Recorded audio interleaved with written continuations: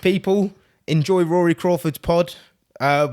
We hope you enjoy it more than we enjoyed filming it, because the guy's a stand-up guy and we know you're going to love it. So roll the pod.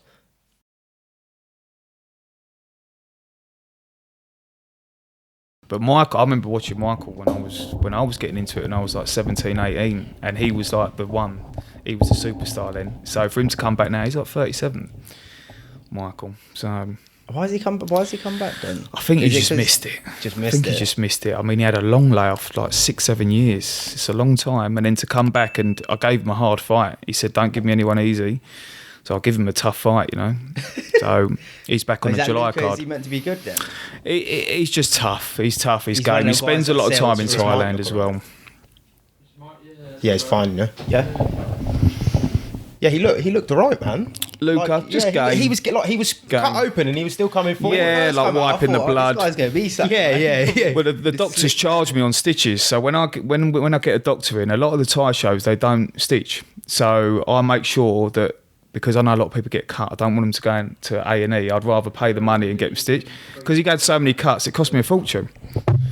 Yeah, but it saved me, you know, it's a little bit out of order. If he's from another country, he's got to go to A&E and... Yeah. Yeah, Michael definitely done a job on him, man.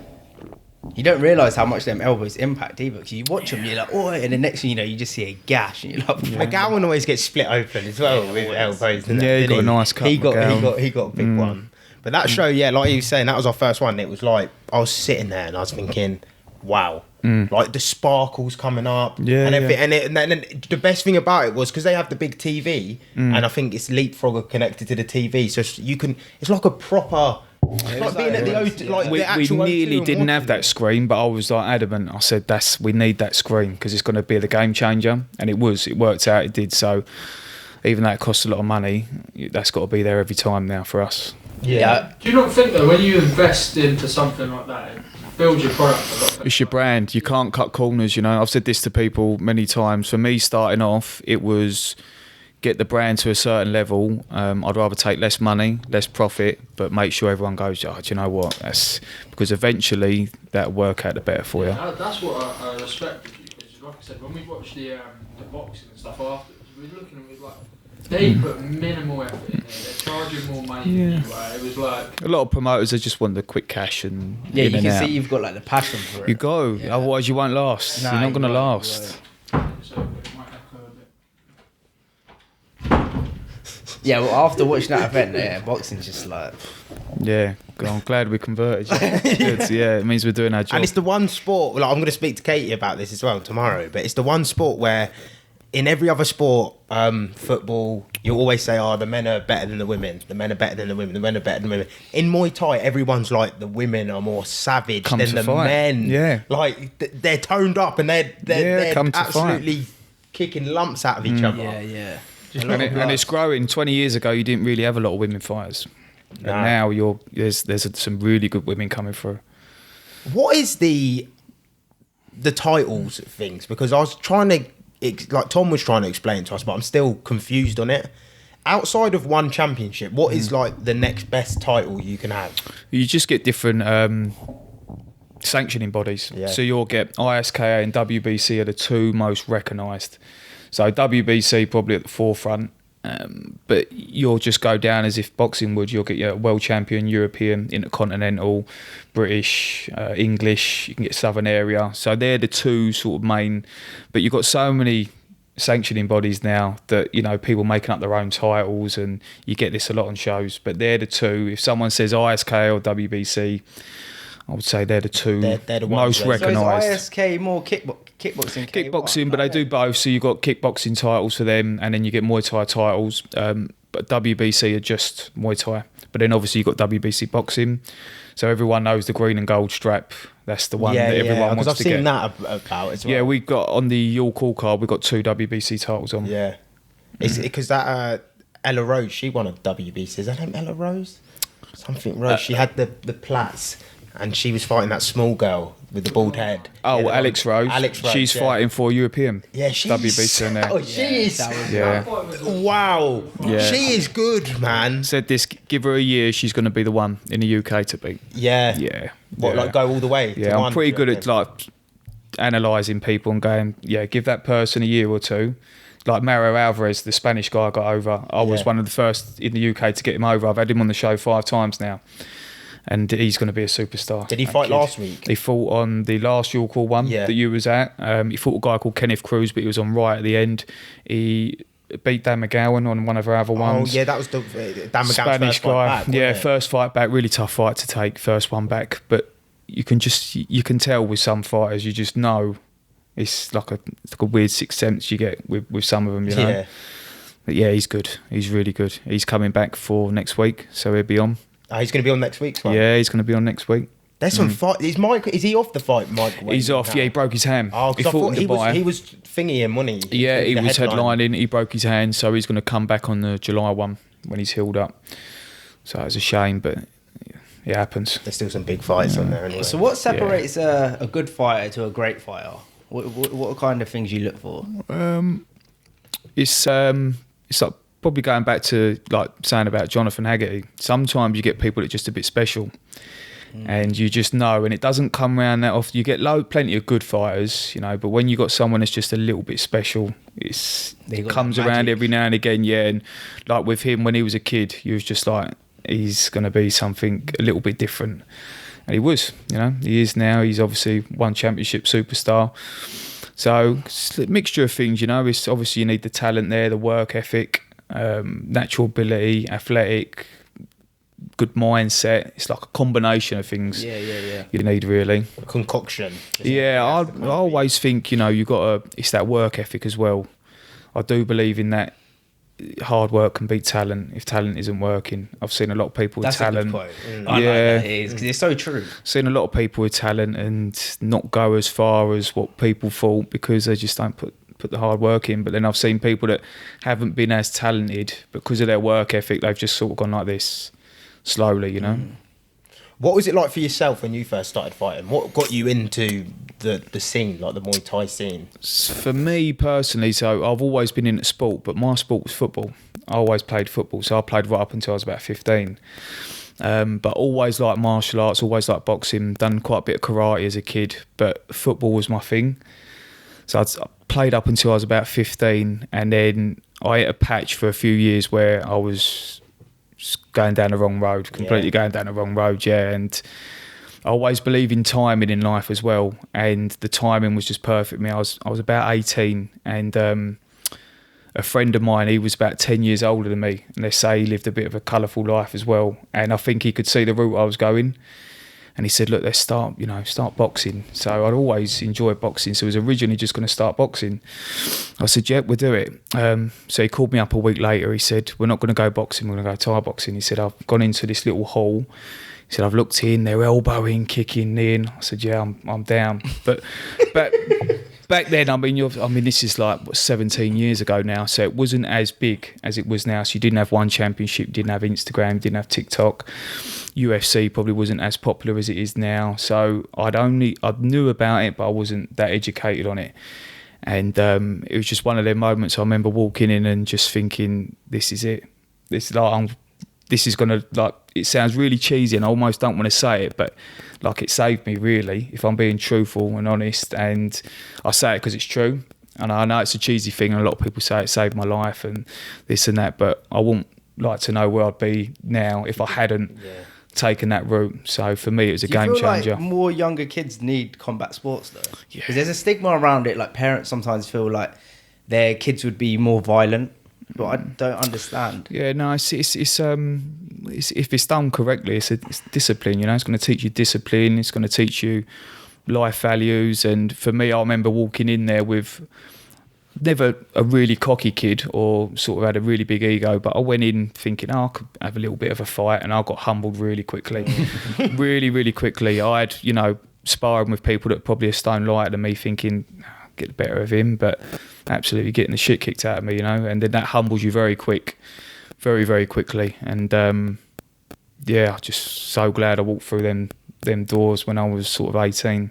What aspect of it do you think changed your life? Was it the hard, like working hard and training? Was it being humbled by other people? Like, what part of it did you connect with the most? I think because it's such a personal thing, really. It's everyone's on different journeys, isn't they? And I think for me, it just come at the right time, and I felt like I needed something to take me away from what I was doing, and it was like, right, this is it. And it literally felt like overnight I just changed everything, and I just dedicated myself to this and gave it a real good go, and that was really the start of the journey.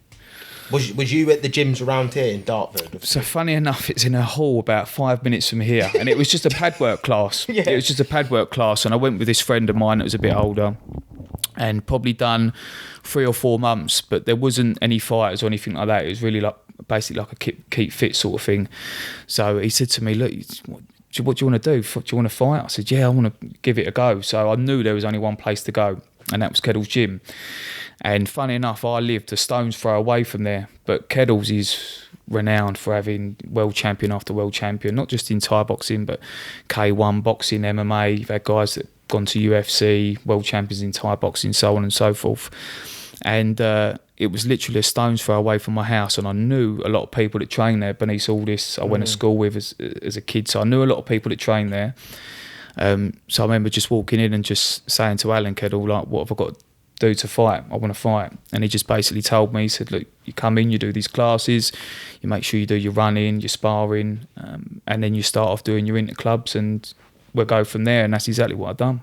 And then you worked your way up to the Southern area sort of level as well, didn't you? Was that in Muay Thai, or was that in boxing? So I started off in Thai boxing, and I probably had I had a couple of interclubs. A lot of people in England don't really have a lot of big amateur career.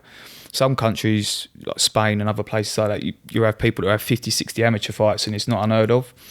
In England, they sort of chuck themselves in, I think, maybe a little bit too early, could be. I felt like because I hadn't started when I was 4 or 5 years old. I think I only had about 3 or 4 interclubs, and I went straight into what's called C class, which is where you take the shin guards off, you get smaller gloves, the rounds go up, and the time of the rounds. And I went straight into Thai boxing, and I probably had maybe 10, 11 fights, got a Southern area title, then I won an English title, and then I went into kickboxing. It just suited my style a little bit better. I was always more of a puncher rather than a kicker, and that aggressive sort of style suited me a little bit better. So then I moved on to kickboxing.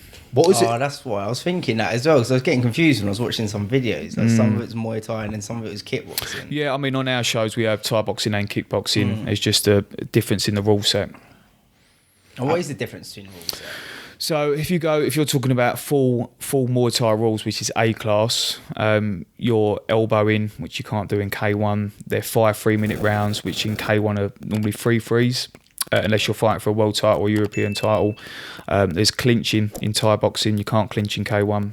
You're allowed sort of one knee, then you've got to release. So kickboxing, I think, is probably aimed more towards, I want to say, excitement value. And I don't want to say that and then in a disrespectful way to Thai boxing. It's just meant for a little bit more all out. Showy. Yeah, as soon as you clinch, you're breaking, you're going straight back in. It's a little bit more of a fight. Yeah, whereas Thai boxing, you can, it could be a little bit more technical, a little bit smarter without trying to sound horrible to the K1 guys, but that's just, it's a bit more strategic. Yeah, a little bit more strategic. So they're the main differences, really, is the clinching and the elbows. What do they score points for in kickboxing and Muay Thai? Like, what's the point? How does the point? The scoring system's a little bit different. In kickboxing, they like the aggression, so they like the come forward style. If you go backwards, it's seen as a little bit weak for kickboxing scoring. Thai boxing scoring, the body kicks for score a lot better. Clean body kicks, clinch work, sweeps. So there's a different scoring criteria, but all the judges you'll get on the shows will be, they've gone through all these rule sets and they know what scores for, each division, whether it's kickboxing or Thai boxing. And you've got people obviously fighting. We'll get on to actually combat fight series soon. Mm-hmm. But like, you fought Andy Turland, and he's now a champion for CFS, isn't he? Yeah. Is that like a weird? He's still around. Like, how old was he when you were fighting? We're not far off the same age. I stopped probably a little bit sooner than I should have, but I'll get into that a little bit later. But yeah, he's 34, I believe, Andy, and I'm 35. So yeah, pretty similar age. We fought about 6-7 years ago. Yeah, I wish I won today. And He'd get hurt and then that guy would just start coming back. Tough. Well, probably one of my toughest fights. Probably one of my toughest fights. He's a hard guy. He's a real tough guy. But I like Andy. You know, got on with him after the show. We always kept in touch anyway. And obviously one of our shows now have expanded down to Bournemouth, and that's his hometown. So it made sense for us to get him on the shows, and he's come off 3 big wins. And 3 wins that probably no one thought he was going to win. He's just one of them guys. It's sort of almost kick-started his career again. And I'm happy for him, really happy for him. Because he got hit with that knee, a big knee. I've seen some of the highlights, and he got hit, and he took a knee, and then he come back with the flying knee. I said afterwards, only Andy can do that. He's just one of them guys that just comes out with these crazy kicks and knees. And he fought a guy from Mike's gym, and Mike's gym are known as being, you know, for kickboxing. They're the gym, you know, in Holland. You've got absolute legends that come out of that gym. So we knew he was going to come over to fight, and they caught Andy with a clean knee pretty early on, but he weathered the storm and come. It was pretty much straight back with that knee, what you saw, that clip. So I'm happy for him. When you were actually fighting, what was the sort of weight cutting in that like? Because I seen one of your posts, you said, I think it was before the European or maybe the British, you said this was like a real tough weight cut, but then you went and stopped him in the first round. Yeah, that was when I fought for a European title, and that was... I'm a big guy for the weight. I used to fight 63 kilos, and I'm quite a big guy, and a lot of it I'm quite thick set, like muscle, and it's hard to cut the weight when you're already pretty lean. You're not like a natural. No, I'm a stocky guy. 63 kilos 63 used to make. Light, man. Yeah, it's 10 stone. 10 stone. Yeah. I see a photo you put up. You had like your Christmas dinner, and you're like, oh, maybe I splurged that too much. Yeah. 76. Yeah. I was always a big guy, and I went between 63 and 67. 67 was always more comfortable for me. I felt stronger. But that because of the opportunity for it being a European title, and I just remember it's a horrible weight cut, and I did struggle with that one, but it was always a struggle for me to get into that division. You know, now I'm about 82, 83 kilos, but I used to walk around at 74, 75, then cut down to either 63 or 65, but then the following day I'll be a stone heavier, and sometimes on fights it might look like I'm a weight division above, but I was always good at putting weight back on. So I'd weigh in but then look like a different guy the next day. Do you recommend for fighters to stick around their natural walking around weight, or do you recommend them to cut? No, what I've done was stupid, really. If I'm being honest. But again, there's just much more education now on weight cutting. There's a lot more nutritionists that are in the sport. There's a lot more available information, whereas I think you sort of know what you've got to do, but you just cut corners a little bit and think, it's okay, I'll do a bit extra in a sauna. Or whereas I wish I was just a little bit stricter with the food and stuck to a better, I probably would have performed a lot better, which is why I tell people now, just get a good nutritionist and listen to them, listen to what they say, get someone that knows their stuff, and go from there. And if they tell you can't make that weight comfortably, then don't do it. Because a lot of people think, if I cut down really light, I'm going to be massive and I'm going to be strong and I'm going to be a lot bigger. It doesn't work that way. I've had ones where I've just been lucky and I've cut too much weight, and so I've managed to stop the guy early on. If that fight would have gone on longer, there's a good chance I probably wouldn't have had a lot left in the tank. So it's a lot to it now. There's a lot of science to it, a lot more available information.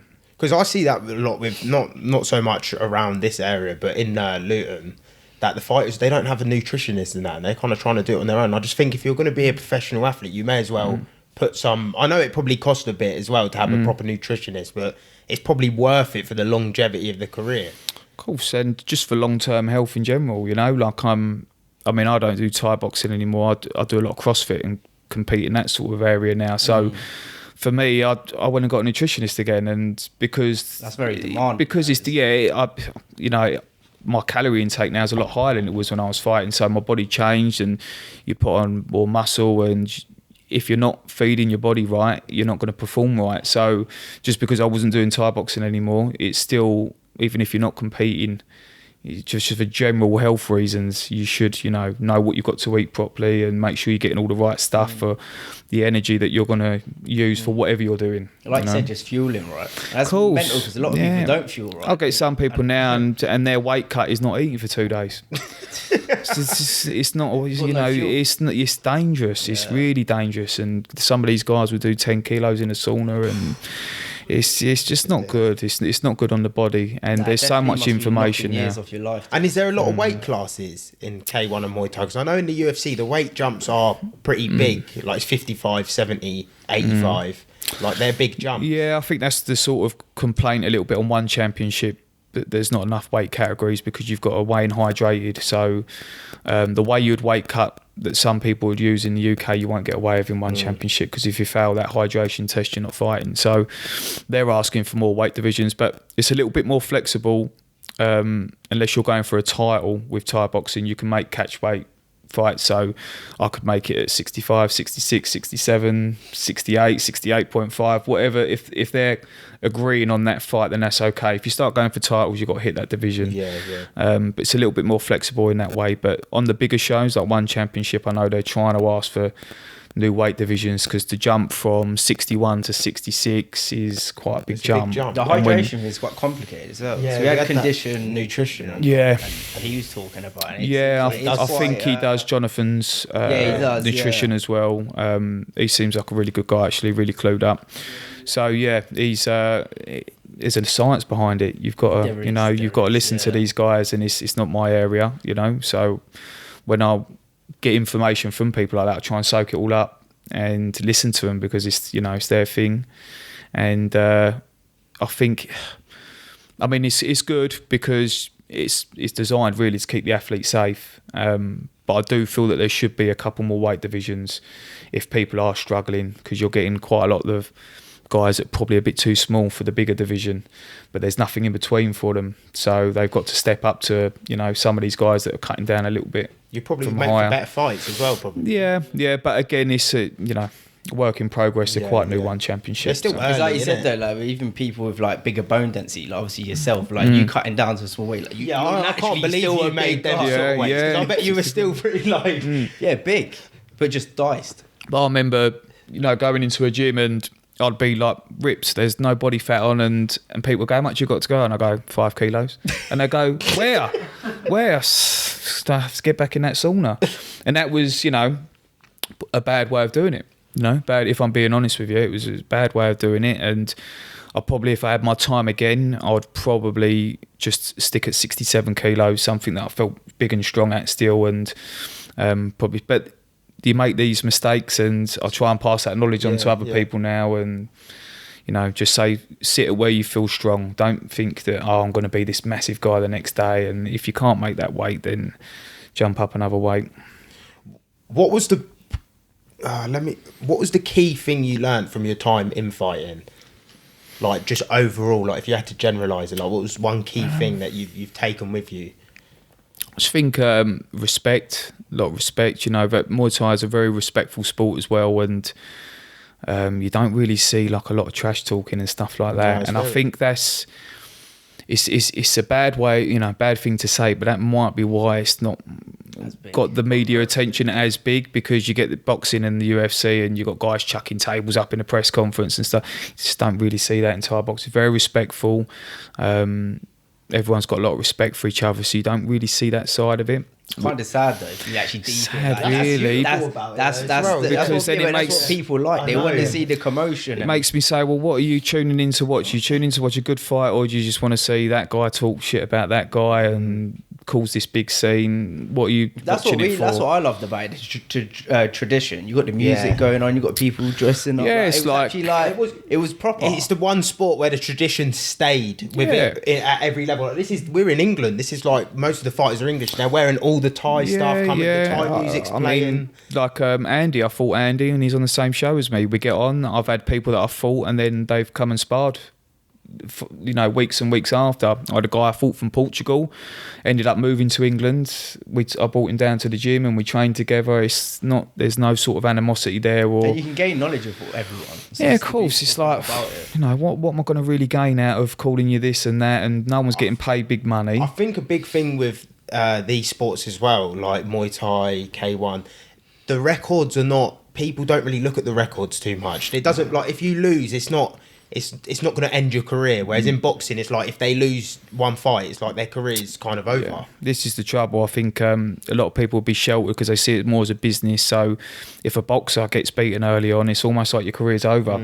With Thai boxing, you'll very rarely see anyone go over sort of 11-0, 12-0. It's, you're going to get losses, you're going to get tough fights, and you're going to get chucked in maybe a little bit sooner than you should have. But it's all the experience and trying to soak all that up and taking opportunities while you can, where it's more like life getting hit at you. Yeah, it's like boxing's like, oh no, let me pick and choose this world. Yeah, it's almost like I've seen, some fighters might have had like 10, 11 fights, another fighter have 50 and trying to go, yeah, be all right. Yeah, it's experience, be a good experience. Oh, great, yeah. But that's just different mentalities. I think different. It's not really looked at as a business sense. Whereas a boxer would be like, right, no, you've got to stay undefeated and go on this journey, and you're going to earn this amount of money. It's a different mentality. What was it like when you was coming through and you were balancing work with fighting? It was tough. I mean, early on, I was actually a bricklayer. I'd done my apprenticeship bricklaying. I actually wanted to stay on at school, but they politely told me that you're not coming back.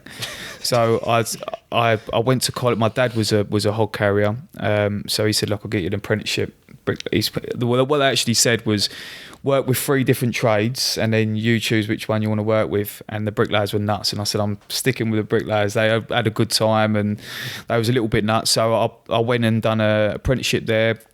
Qualified and then went on, and as I was juggling the training with that, it was tough because as the fights got a little bit harder, if I was working in London or uptown building site, you're always up early anyway. I was sometimes getting up at like 4:30 to do my run, going straight on the building site, coming back late 5, 6 o'clock, getting a little bit of food, going straight to sparring, and it was like that quite a bit through the week. It's a physical job, and I found it tough. And what I'd done was I ended up taking a big risk, and I think I was about 21, and I said, I'm going to quit. I said, I'm going to quit bricklaying. And I remember my dad going, earning okay money, not decent money. And I had people around me going, you're mad. And I just thought, I'm going to take this chance. I'm going to do it. And I said to Alan, I said, I'm going to quit. And at the time, I was holding pads a little bit, coaching a little bit in the classes. But I want to do this full time. He said, look, you can cover some classes, build yourself up as a trainer. I'll help you out as much as you need. And that's exactly what he'd done. And I started off, I said, look, as long as I've got enough money to train and live, I'm happy. I wasn't like a materialistic guy. I didn't need brand new this, brand new that. All I wanted to do at that time was train and fight. And that was it. And as long as I had enough money to do that, I was happy. And that's exactly what I'd done. So I took a risk and I built my clientele up.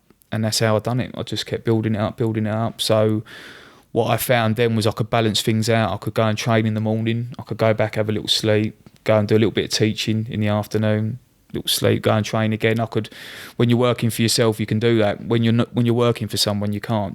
That's your times. That's what you're working.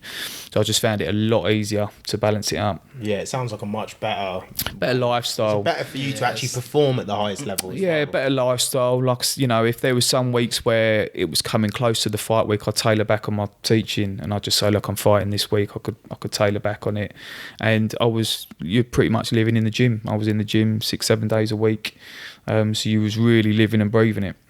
Is that when you found your love in teaching other people? Yeah, definitely. I think, we was lucky. We had a good group of guys that I was training with, really good. And there was a good camaraderie between us, and we all helped each other out. And I think people saw that. And then obviously you start teaching and bringing a few younger fighters through yourself. And yeah, it's lucky. I trained with a lot of good people and a lot of good coaches. And I learned a lot from coaches. So, because I trained with good coaches, I would think, you take that and you put your own little bit to it, and you take that through your teaching career as well. So very fortunate, trained with a lot of good people, got coached by a lot of good people. Did the coaching help you with your fighting? Yeah, because you spot things that I would coach someone and think, I'll do that mistake. I'd make that mistake, but you can see it. And it does help for sure. But it all comes with experience. You just got to, I just found as I was fighting more, coaching more, you just get a bit better. And same as anything really. It's just that experience of just keep doing it day in, day out. In 2010, you went to Thailand and you were training out there. What was the like level like when you went out there? Because Thailand's like the Mecca. Always wanted to go to Thailand. We went quite early on. I'd only had a few fights and went with 2 other fighters. And I remember one of them wanted to be by a beach and this and that. And the gym that I chose, there was no beach found there. You had a 7-Eleven, I think that was about it. But we had an affiliation with a gym, it's called Cap on Tip Gym. And we would have a lot of Thais come over to Keddles. So we was known for having Thais all the time. So we'd have one for 3 or 4 months, they'd stay, go, then another Thai would come. So there was actually a couple of Thais that I knew already when we was there. So it makes it a little bit easier. One of the owners was English, which made it easier. So he picked us up from the airport and brought us down, and it was an eye opener for sure. The first trip, I think I'd done 3 weeks, and big eye opener. I mean, the way they train is, I say this for kids. Kids are spoiled a little bit in England, and they don't realise how lucky they are. But I've been out there and seen rooms sort of no bigger than this, and they're all sort of sleeping in one room, and they get up and they go and do their 6-7 mile run before they go to school. They put the school uniform on, they go to school, come back, school uniform comes off, they go and train, and that's their life, and it was like humbling to see. And I say to kids now, you don't know how lucky you got it. When some kids sort of moan and stuff, I think it takes me back to when I was over there and saw how tough they was, and it's a different world really. It just shows you though, with like no options, people will do anything to sort of survive and do what they want to do. Of course, and a lot of these kids, there's a lot of pressure on them because the gambling's big in Thailand, so they're gambling a lot of money on these kids, and some of these kids are sort of 9-10 years old, and they're putting a lot of money on them, and it's a lot of stake, it's a lot of pressure for a young kid. A lot of them having a lot of fights as well. Yeah, I mean, some of these Thais are done when they're sort of like mid-20s, and they go, but it's still young, but they've had 300 fights. God, and this is just, it's just the way it is. That's their culture. It's like Thai boxing to them is, I suppose, a little bit like football is to us. It's just it's their thing. It's their sport. It's such a good sport though. It is such a good sport. I see it on your Instagram. It was a couple months ago, but you put a throwback out where you were doing an advert with Michael Bisping, or it was something to do with BT with Michael Bisping. How did that come about? That was through Keddles Gym. This Keddles has had, I could go on for ages about the list of people they've had in and out that gym. Jules St. Pierre's been there. Obviously Jimmy Manuel come from Keddles Gym, was in the UFC, loads of UFC guys. So I think an opportunity come about where they done there was a BT Sports section, and Michael Bisping went to come down and just film some of the fighters hitting pads and hitting the bag, and it was a piece that went out on BT Sports, and Alan just sort of grouped together a lot of the fighters and just said, you do your thing. Everyone was hitting pads, hitting the bag, and they go around filming. Michael come round and done a little bit of interview on some of the guys, a little bit of filming, and it went out on BT Sports. Did you do any training in there? He done a little bit of pads with Alan for the sake of the program, I suppose. But yeah, he was a nice guy. I remember he's a cool guy. I know a few people that know Michael and said that he's a cool guy as well. And it's just one of them things that happened, really. Well, did you train with Jimmy Manuel? I know Jimmy. I know Jimmy. You know Jimmy. Yeah, I've been hit by him a few times. That's not fun. He's a big guy, man. He's not a small guy. He's a big guy. But a good friend of mine was his coach. So the last fight that I had was actually an MMA fight. It was the last one. I just wanted to tick it off the list, and we was all sort of training together. So he'd been in the, he's always in the gym at Keddles, and monster of a guy. Hits like a train. Great fighter. To be honest with you, for MMA, one of my favourites. I'm not just saying that because I know him. He was one of my favourites to watch. Because when I first started watching MMA, he was like, he was making his run like a title run. I think he might have got stopped by was it Volkan? Yeah. I think it might have been Volkan stopped him when he was going on his title run, and that was sort of like, that was when I first started watching. I was like, right, he's from England and he's fighting in the UFC, because it was only him and Bisping, and then Till was coming through as well. Yeah, there was only a couple of them. Now there's like 15, 16 UFC. There's quite a few UK, yeah. Yeah, especially it's getting bigger. I mean, he was on Cage Rage a lot, so I remember Cage Rage as well growing up, and a lot of them guys that went on to UFC, and he was just knocking everyone out, and it was just exciting to watch. You knew someone was going to get hurt, and that's what a lot of people tune. There's a lot of people tuning. You know, as soon as he hits someone, he's got, you know, he's going to cause some damage. And cool guy as well, cool guy Jimmy. Oh, Keddles is like that though. Like, we're talking, there's some savages in that gym, man. Because my brain sort of goes blank a little bit, but I could write you a long list of guys that you've probably watched on TV, and they've been at the gym.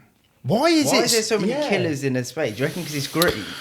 I mean, it's, you know, Alan built up a reputation. He built up a reputation for just having really good Thai boxers. And when MMA come in, you know, UFC started getting bigger, you needed good stand-up. You needed good Thai boxing. So a lot of these MMA guys were going to Thai boxing gyms because you needed the stand-up training. So it built up such a reputation through the years for being a great Thai boxing gym.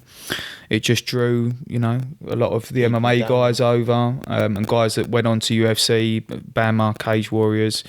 And even pro boxers would come down and train, and we've had everyone, you know, a lot of people in that gym. It's like Kent's just a big fighting area, which I didn't really like. Now we've kind of like dived into this Muay Thai scene. The amount of people in gyms, like good gyms, like here in Surrey, like that sort of area, it's like it's mental. Yeah, I think with Keddles, you could say that anywhere in the UK, and someone goes, "Yeah, I know that gym." Yeah. So it's, you know, he's got a really good reputation, Alan, and great gym. And I've been there for like 17 years now, and I'm still there now, you know. And they've had some amazing talent in that gym. Did you used to have any rituals before your fight? Like, how would you go into fights beforehand? I was always really quiet before, really. I wouldn't really talk to anyone. Not being rude or anything, I'd put my earphones in and just sort of stay in the changing room and sort of zone out a little bit. Because like anyone, I'd get nervous, but then as soon as the bell went, it just sort of felt normal again. But I didn't really like to talk to anyone beforehand. I would just listen to a bit of music and switch off till it's time to warm up, and I sort of got into it that way. But everyone's different. Everyone's got their own little thing. Some people are quite talkative, some people like to stay quiet. Did the nerves ever go? Only when the bell goes. For me personally, when the bell went, sometimes I'd be walking to the ring thinking, what the fuck am I doing here? What's going on? Yeah, like you get them thoughts, and it's a lot of people that went through the same thing, but then the bell would go, and that's mental. I know Darren Till spoke about it a lot, but he was like the first sort of well-round person I heard. But you actually, do you have thoughts in the back? Like, I just want to, I wish something happened. It's like, I think everyone has them thoughts. Yeah, your mind just races. It's very hard to explain unless you've done it. But I'd be lying to you if I said every single time I was like 1,000,000% up for the fight and I was just like this. You'd go through them thoughts. Like, for me, it was a lot. I didn't want to let anyone down. I didn't want to. If I had a lot of people supporting me, I didn't want to perform bad, and sometimes that pressure can give you them thoughts on the way to the ring. But when the bell went, that would quickly go. As soon as you get hit with that first shot, you think, right, I'm in a fight now. I'm going to have to do something. I was watching one of your fights earlier. I think I butchered his name, but I think it's Prismet. Yeah, and he hit you with a body kick. Yeah, left body kick. Ribs? Yeah, it fractured my rib under there. Yeah, Jesus. Yeah. I broke this one twice.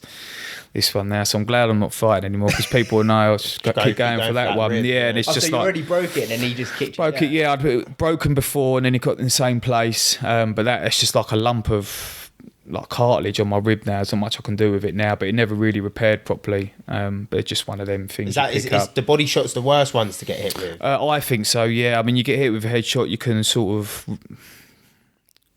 find your feet afterwards and get your legs back, but a body shot, it can zap everything out of you. In return, my favourite shot was a left hook to the body. I loved it. I loved trying a left hook to the body, then a right kick to the leg. Right low kick. They were my favourite shots, so I always used to like to go to the body as well. How comes your career come to an end then? Like you were talking about earlier with your age and everything. Why do you think it come to an end? So I stopped, truthfully, because not a lot of people know. I stopped, but our daughter come along. So my partner got pregnant, always wanted kids, so I was both really happy. And I actually had an MMA fight. And I said, right, I'll have the fight, and then I'll have a little bit of time out and then go back to it. So the intention was to keep fighting. And when my daughter come along, I started suffering really bad with anxiety, started getting panic attacks and struggling like really bad. And I thought, I can't, fight like that. It's something you've got to address and try and get around. So I made this decision. It was tough because I didn't really want to stop, but I knew I couldn't fight. Why do you think you're having panic attacks, if you don't mind me asking? Yeah, it's a very individual thing. Everyone has a different process with it. But for me, it was just, being a dad. I think I'd gone so far when I was fighting, I was just so selfish. And my training always come first. And I remember someone telling me, he said, when you have your daughter, he said, you're going to stop. And I said, no. I said, I'm going to keep going till I'm, can't stand up anymore. And he said, no, you're going to stop.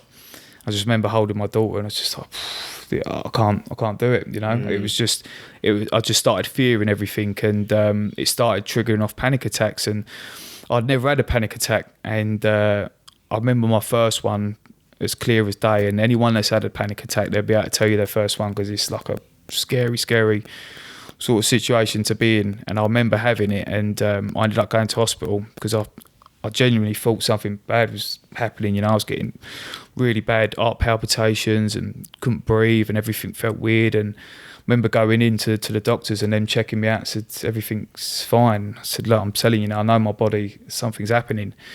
And that's when they said you suffer with anxiety. And then I wasn't educated on it. I didn't know it was a condition and, what it could do to your body. And I laughed because I was such a laid back person, and I thought I was, laid back and didn't really let anything bother me. But she said to me, what have you got going on? I said, well, moving into our first home together next week, and the following week my daughter's going to be born. And she said, I think you're having panic attacks.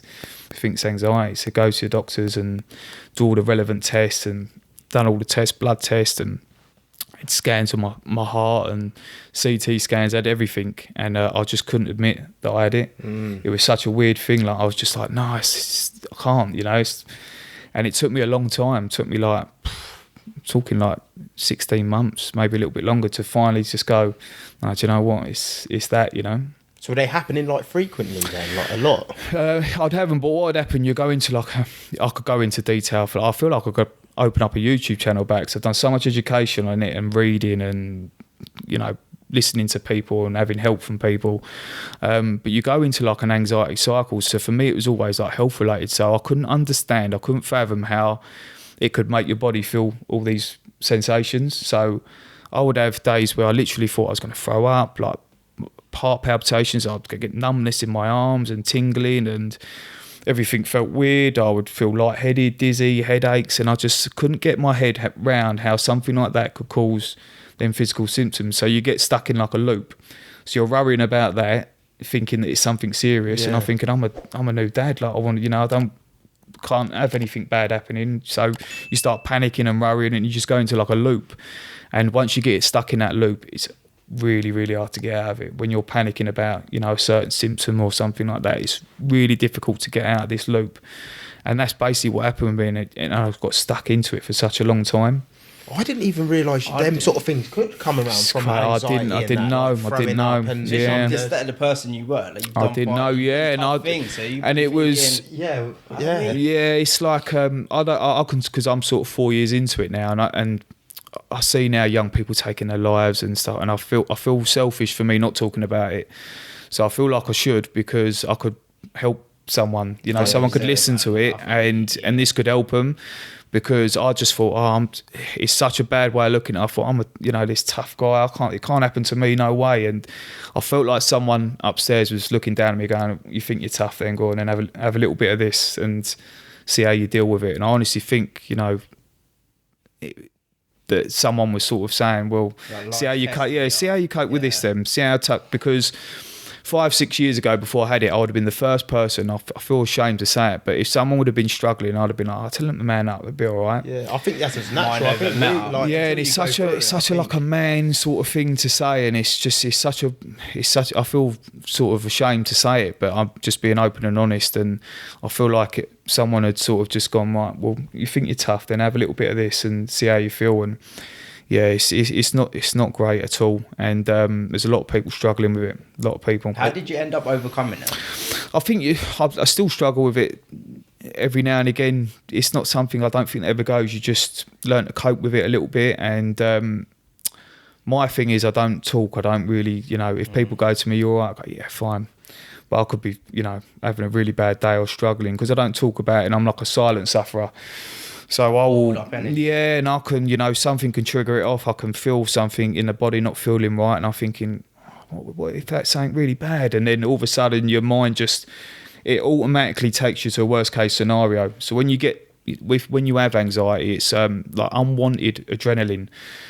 So if you can imagine, if a lion goes to chase you, you get an adrenaline pump because you've got to flee. Your fight or flight mode kicks in. So you get hit with adrenaline, you want to run, you want to flee. But when you're getting that, when you're watching a film, your body goes, well, hold on a minute. It's because it's not warranted.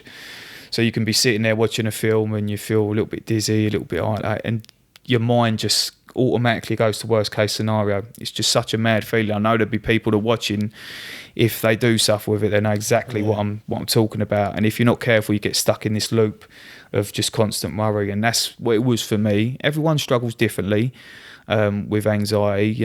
People, you feel anxious on a day-to-day basis if you're worrying about a bill, or if something pops up, or a test. These are sort of low-level anxieties that people deal with in the day. But some people can really struggle beyond that, and you hear of these people that can't leave the house and they struggle really bad. It falls into depression and they turn to drink and drugs, and it's such a common thing now. I think we all have low-level anxiety. To be fair. Everyone does. Some sort of way. I still get it coming on here sometimes. Listen. I'm a little bit like, but I just have to talk myself down. It's normal, and it's normal. Once you calm down and you talk about it, it's okay. But I know some really, really tough guys that have broke down in tears with stuff like this, and they struggle. And it's not, just because you're a man, that doesn't mean that you can't. You think you're tough and you think you're hard, but everyone has their tough days. I think it's like you're saying, it's because a man's supposed to be like, you're thinking of the house, like you think 10 steps ahead sometimes, like, how am I going to pay for this? I need to do this. I need to take my daughter here, or I need to provide for my missus, and you don't want to let anyone else know you're worrying. I think we go through so much that sometimes it's too much. Like, I think we put so much pressure on ourselves. Yeah, and it's, like I said, I've done so much education and reading on it, but it's like, think of it like a bucket, so it's filling up all the time, and then when you get your panic attack, that's just because your body just can't take any more, and it just tips, the bucket just tips, and it explodes into, when people get panic attacks. And it's like a car overheating. It's true, all the times, my missus is a little bit of a worry, and she goes, oh, well, this price going up, that price, and I go, it's all right, but subconsciously in my head, you are worrying, you are panicking, and if you're not talking and being honest with people, and I struggle to talk about that sort of stuff, and it just builds up and up and up, and that's what causes it. No, I think it's brilliant. You've been able to like get to a stage where you can share it. Like, we've only all just met now, and share it. It's important because, like I said, people struggle with this, and I just feel like it's selfish on my behalf. I said I'm like 4 years into it now, so I'm okay. Yeah, talking about it, and if it can help someone, then I've done my job, because it's not nice at all. Do you think, like I said, coming on here and just even mention it like that, do you think that helped you? Like, it's like a little bit of therapy. Yeah, it's like a little bit of therapy, like I talk to, some people about it and get a little bit of help that way. I've had help from people that have struggled with it in the past as well and gone through the same thing, because it's difficult. If you have something like that, it's difficult to listen to someone that hasn't really gone through it. So I'm not knocking any health professionals that do help. And they've only gone through sort of courses and stuff to deal with it. But when you've got someone that goes, I know exactly. Same passion. It's different when someone goes, I've had that symptom, I've had that thought process. everything that you've had, you know, someone's had it, and you always feel like you've had it worse than others, and that's just like a human thing as well. And there's a lot of people that have had it a lot worse than me. No, hopefully anyone watching, like, hopefully if they're going through the same sort of things, they can resonate, and even like reach out to the podcast if you are going for anything like that and you just need a chat or anything. Yeah, it's important, you know, especially guys, you know, get rid of that sort of ego thing. And I mean, as you get a bit older as well, now I'm at sort of that age where I just feel like I haven't really got to, you know, prove anything now, and I live a nice quiet life and just sort of live up for my family and my job now, and it's not, you know, you got to drop that act because you know, it's when this stuff builds up. Like you said, some people just generally don't spot it themselves. Just generally can't get it. Like you said, that's where it can lead to deaths, etc. Yeah, and you know, we just had a show at Bournemouth, and a young lad took his life, and he was supposed to be fighting on the show. And he was 18, and you know, good fighter, and you just think, oh, it's just so sad to see, you know, haven't really started your life at that age. No, and you got so much to give, much bearing on your shoulders, like already. 18. Yeah, it's sad. That's why it's like important for people, if they are struggling, like maybe go and try and speak to someone, or try and reach out to someone who may have been struggling with similar things to you, or maybe write out on pen to paper. Yeah, reach out to try and get energy out. Yeah, there's so much. I mean, the one thing that helped me, I reached out to a guy. I'll say his name because he's got a YouTube channel, Trey Jones, and he went through everything that I'd gone through and worse. And he said to me, "Do you know what's going to change, you know, make you a lot better, is go back to training." Because at the time I stopped training, and I couldn't, because I was so fearful of something happening. I was getting, you know, all these weird sensations, and I thought, if I train and my heart rate would go, then I have an heart attack and this, and I had so many mad things. And I've gone from an athlete, I was training 6 times a week, and then going to training like once a week and doing a little run and making sure I was close to home in case anything happened. It was really horrible time for me. And he said, get yourself back to training how you was before, and that's exactly what I'd done. I started a new sport, and CrossFit. Yeah, and it just absolutely changed, you know, for the better. So yeah, it sort of resembles probably the same how you were training. Mindset, a lot of mindset for CrossFit. So it's like, people say, what's CrossFit? And I said, deep, mate. It's very hard for me to explain it. I said, go and watch a little bit on YouTube, and then it's just everything. It's a bit of, it's how far you want to take it. It's a great sport. I love it. And a big shout out to Tiger Pit CrossFit. That's the gym I use in Orpington, and yeah, without probably knowing, they've helped me more than they, you know, probably could imagine. Was this? So did the Combat Fight series come around after? So you stopped fighting, and then 2019 you started Combat Fight so this was like not pretty close to the same time. So when I'd stopped, I had all this free time and I was struggling, and a friend of mine wanted to do a boxing show. Said, well, why don't we put some Thai boxing on, kickboxing? And I've always wanted to do shows anyway. We'll do something together. And that's really how it started. So the first show had boxing on it as well, had a bit of everything. And we started in a small hall, and said I was struggling at the time, really, and it's quite tough to do it, because mentally it's challenging putting on a show, stressful, and I got a little bit of a bug for it, and I felt a little outlet doing it as well. I was getting not the same buzz from fighting, but when you put on a show and you put on good fights and people go, oh, it's a good show, I was getting a little bit of that buzz back for that. So that's how it started, really, and it just started that alongside I was back training 6 times a week. This is what started kickstart, you know, feeling a little bit better, and you know, the birth of CFS, really. When you first started it, did you think it would get to kind of where it is now? Did you have that goal, or was you just like, I'm just going to put on a show, like get a few fights, it'd be good? No, I'm never happy. I'm never happy. So you can say, oh, it was a good show, and I go, yeah, but I could have done this, could have done that. I'm never fully satisfied. So I always want to better myself. Same when I was fighting. I find it quite hard to take compliments, which is a little bit strange, but I just find that if I do, then I'm going to lose that motivation a little bit. So I can't relax completely. So I always set the stall out for high standards. So I always wanted to put on the best show, make sure that people are getting entertained and getting their money's worth. And so when I started, I didn't want to start it half-heartedly and think I'm just going to do a couple and nick a few quid, and then, you know. You've set out for the long run. I set out thinking, I'm going to take this as far as I can. I'm going to put everything into it, and that's what I've done. And what's your plans going forward with it? Like, how often? Like, you got a lot of shows on this year. a few overseas shows. Are they definitely happening, the overseas Yeah, ones? so they're confirmation becoming soon on some of them. We're looking, Spain is looking pretty much set in stone, looking at possibly Italy later in the year.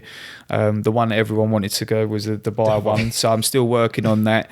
I just don't like to say yes until everything's confirmed. It's set in stone. So even just talking about them countries is like, we're getting in the right direction, we're pushing, and I get a lot of love from abroad, people tuning in to watch it, and it's brilliant. This is what I set out to do. This isn't a fluke, this isn't done by mistake. This is nearly 5 years of real hard work, all behind the scenes, and a lot of hard work from other people that I got round me.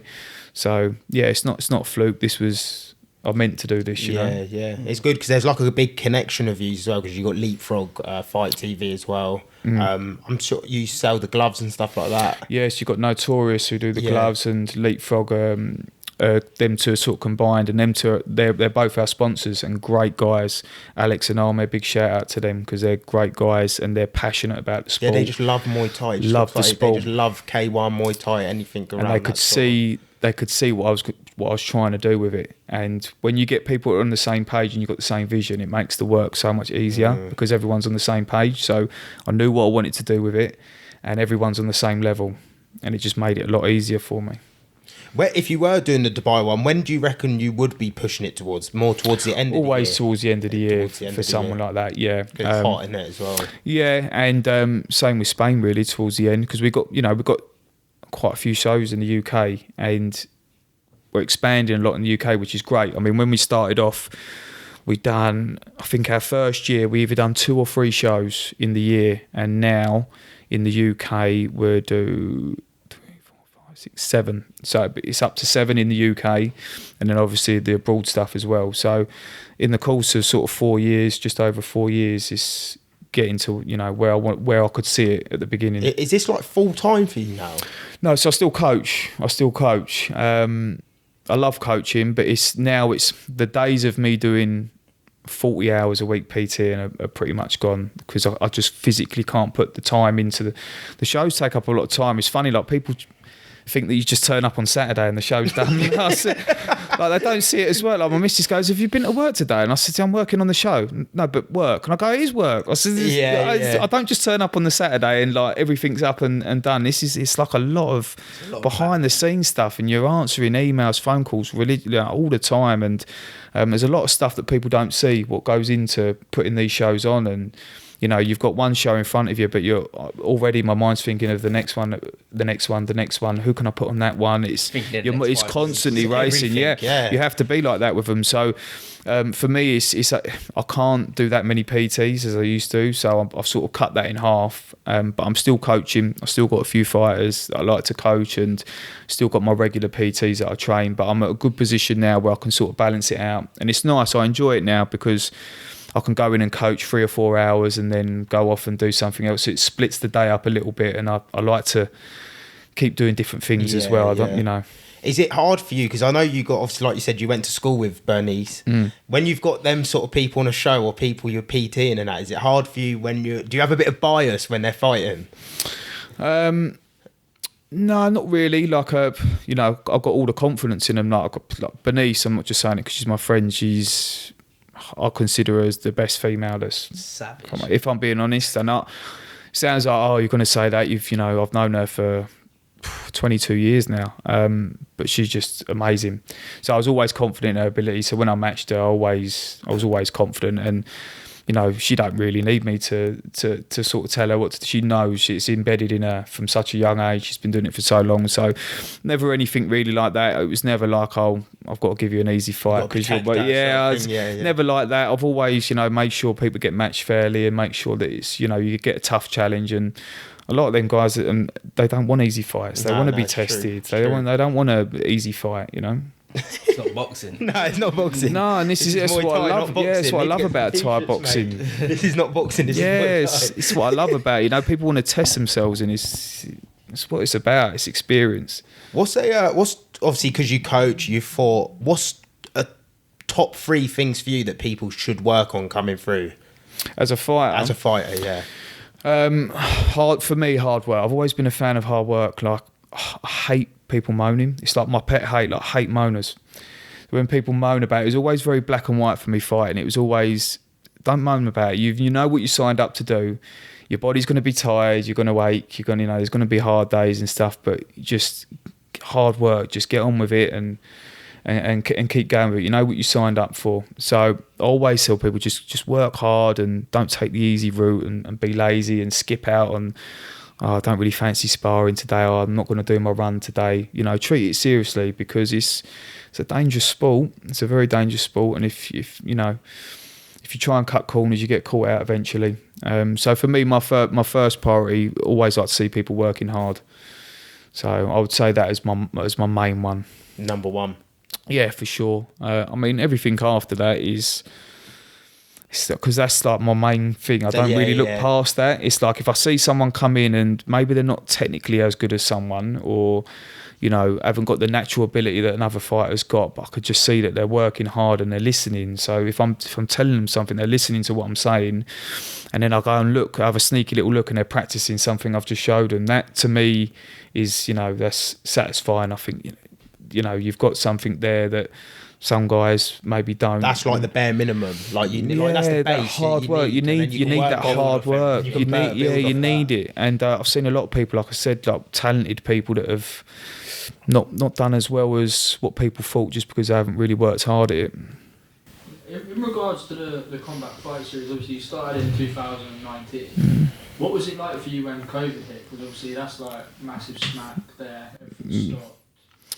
It was tough. So I actually remember when it hit because we was at a venue in Bromley, and it was Bromley Civic Centre, and it's quite a small hall. It was about 600, and we'd only done a few shows there, and I got the chance to go to the Indigo O2, and again people said, "Oh, it's a big jump. It's, are you ready? This and that." But I'm always I like taking a challenge, and I said, "No, we can do it." And got offered the day on a Sunday, done really well, like packed the place out.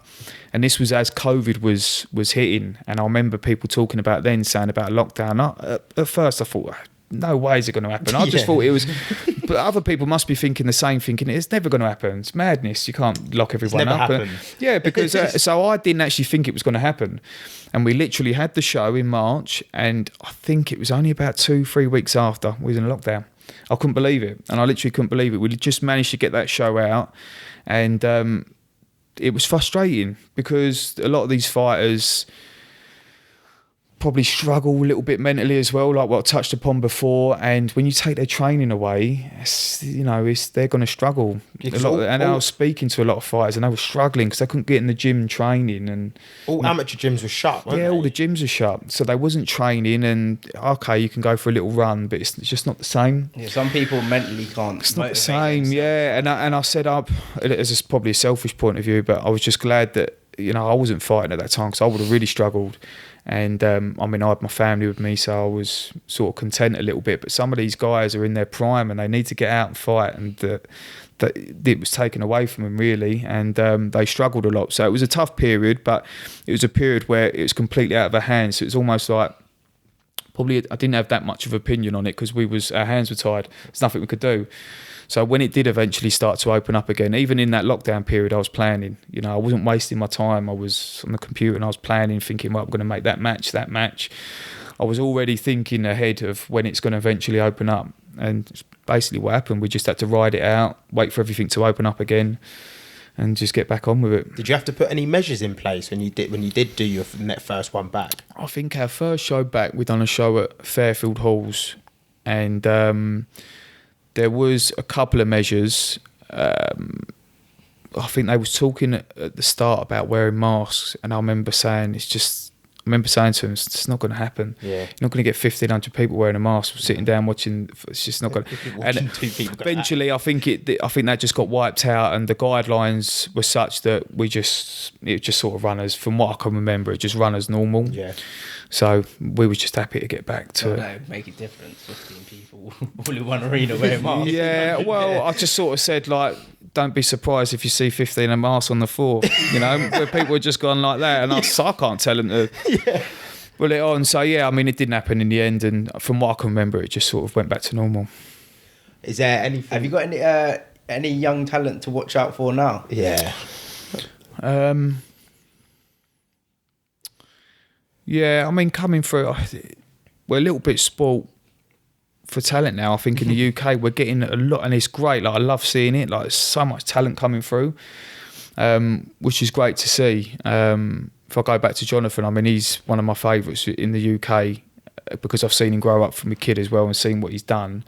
And I think that's inspired more people to get involved. So you're getting a lot more kids come through. But ones to watch out for, I mean, people on the show that you'll see next week. I'm a big fan of Mauro Alvarez. I know he's Spanish, but I will give him a mention because I feel he deserves it.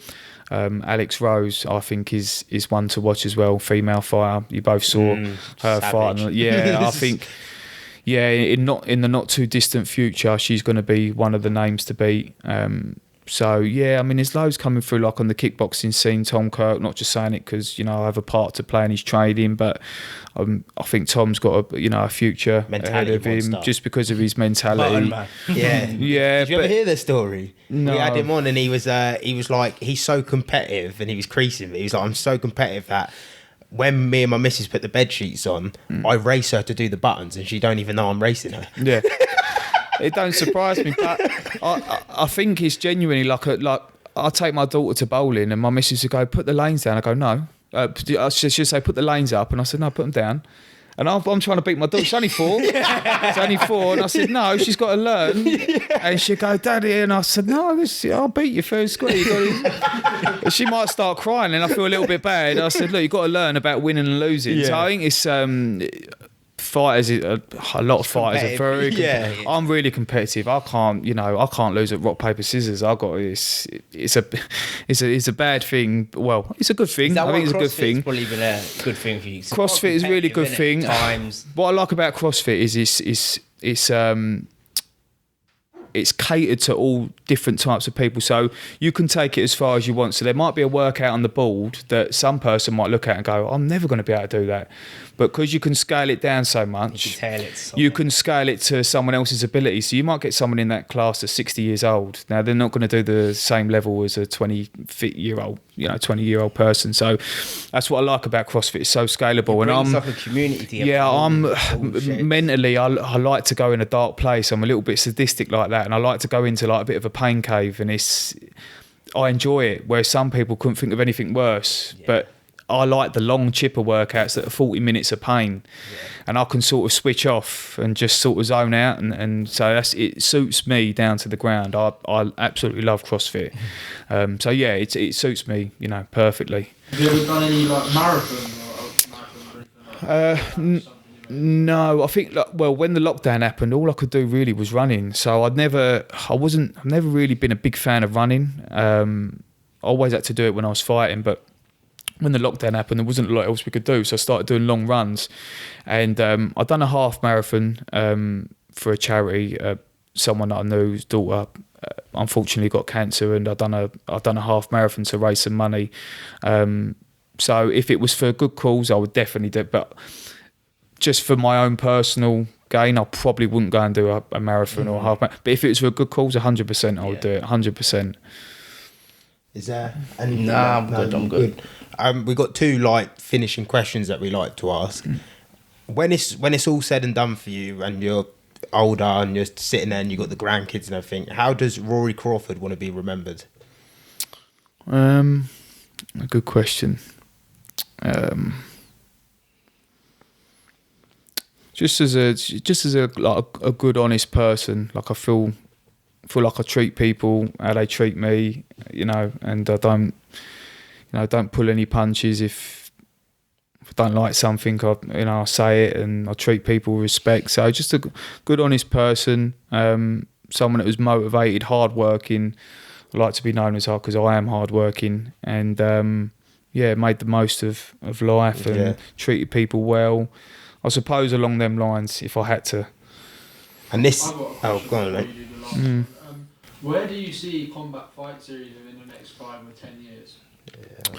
I think for me it's just carrying on, putting on the quality. So I don't want to lose the quality of the fight. So for me it's carrying on, putting on good shows. I want people to walk away and go, oh, it's a good show, really good fight. So as long as that maintains and keeps going, There's nothing really that I've got. I just want to keep that standard. Quality. I want to keep the quality and the standard and keep putting that out year after year. And then where it goes from there, if doors can open, I'd love to see UK Thai boxing on TV and in big stadiums where it should be. But if I've got, a really small part to play in getting the sport that I love out there, then I'm happy with that because it's a sport that's very close to me. It's done a lot for me. It's definitely saved me. So I feel like I owe it to the sport and I owe it to people to, just play a small part in just getting it out there and get people watching it and appreciating it. Well, we went to that event and come out as fans. Yeah, it's just like that's music to my ears because it's brilliant. Because there's a lot of people that still don't know about Thai boxing. They go, "What's Thai boxing?" Because it's not their fault. They just haven't seen it. But the more shows we put on, it's not just me. There's loads of good promotions out there. I'm not, not the only one doing it. We're all playing a small part in. We're all passionate about Thai boxing and the sport. Really passionate about it, and we're not just in it for money. So for us to play a part in that, to get it recognised and get people talking about it, that makes us happy. Well, you got the joint show coming up at the end of the year, didn't you? The O2 Indigo of Hitman Fight League, which is that's gonna be good. So, Massive. What is the layout of that show? Is it all CFS champions versus Hitman champions? Yes, that come about. I always had an idea. I'm always like overthinking. That's probably where my anxiety actually is. A little bit of a bonus sometimes, and that's probably one of them bits because my mind just always thinking, what can I do? Yeah, what can I do to make this better? And I had an idea of a show going against another show, and it's never, from what I know, never happened in Thai boxing in the UK. I thought it'd be good if you had two good shows battling off against each other. So I just pitched the idea to them, to Liam, Andy, and Simon. They, loved the idea.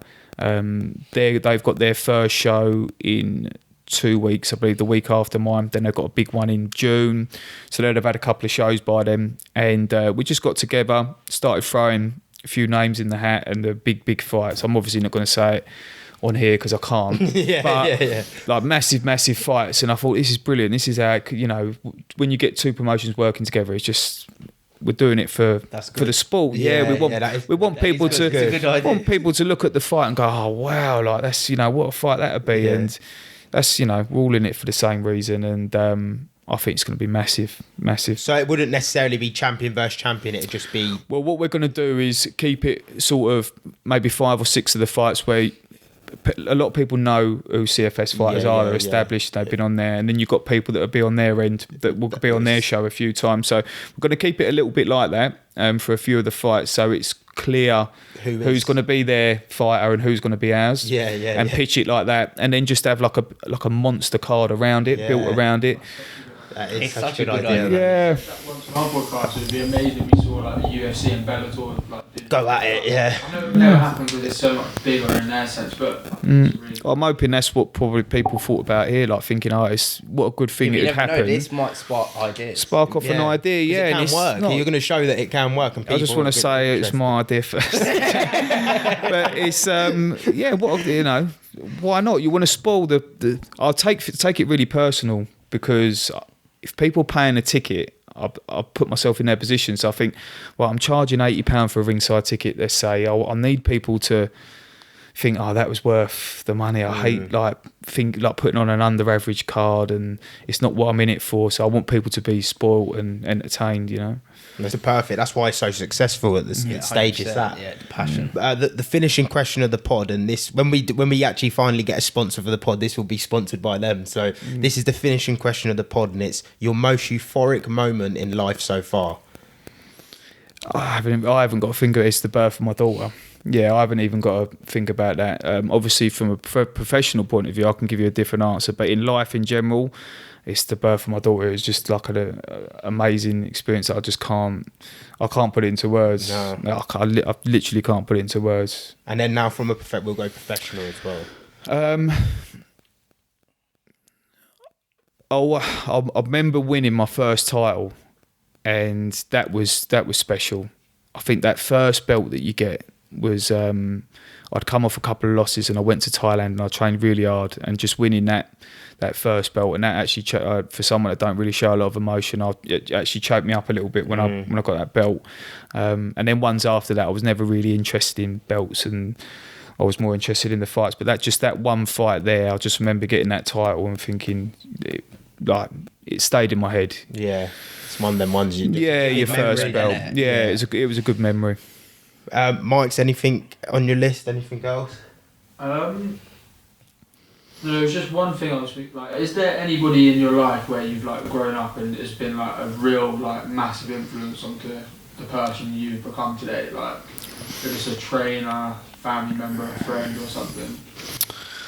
I think because it's over such a long period of time, you've probably got quite a few. But, you know, through training, if you're going down the training route, I mean, Kieran Keddle had a big part to play, and I still ask him for advice sometimes. He does he's obviously successful in Canada now and promoting in Canada, but he was my trainer for a long time.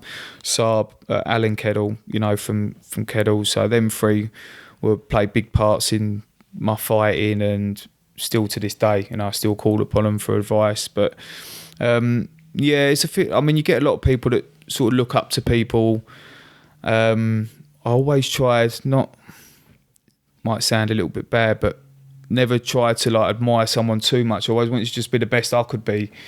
Everyone's different. I didn't want to be the next this person or next that person. I just wanted to, as long as I was honest to myself and true to myself, I just wanted to be the best person I could be, really. And there was a lot of fighters that I looked up to, and just because of their fighting ability and stuff. But yeah, I always just try to be the best person I could be, really. Try and relate that to your fighters as well. Yeah, and like I said, from fighting ability, there was a lot of people, Ramon Deckers, Gohan Saki, there was a lot of people that I used to use for motivation, but it's short-lived, that when you watch someone for a little bit of a spark to get you in the mood, that motivation is the thing that's going to take you that one step further. Them bits, they die, they wear off, so you get motivated for a shorter space of time, but you've got to be consistent with it. Otherwise, you're not gonna, you need to do it yourself. It has to come from. It has to come from yourself. It's just persistent hard work. So I always say to people, look at that guy, look at this guy, and take little bits from that. But at the end of the day, you've got to do it. It's down to you. You've got to put in the time and the hard work and the effort. Nah, but Rory, it's been a pleasure having you on, man. I really appreciate you coming on. Thank you. This is a big podcast for us, and people, I'm going to link all of his stuff down below. Facebook, Combat Fight Series. If you're not a fan of Thai, like we didn't know anything about Thai boxing or Muay Thai K1, and the show blew us away. So head over to the tickets. I think you can get tickets through Boxed as well, can't you? Yes, they're our ticket provider and our sponsor. So big shout out to them, and the link is in the Instagram bio. So yeah, and I'll link everything. We'll be able to link that guy up with the anxiety and that as well. Yeah. Put that in there because he's got a great YouTube channel. He's got a great YouTube, and funny enough, I'm actually going to speak to him in about half hour after this podcast. I'll just you can help people. Chucked his name out because it's he's very good at what he does, and it helped me a lot. So yeah, if there's people struggling, he's one of. There's loads of people out there. Loads of people struggling, man. There is. So yeah. That's perfect. And people, thank you for tuning in to another episode of the Curiously Gin, and peace, people. Cool.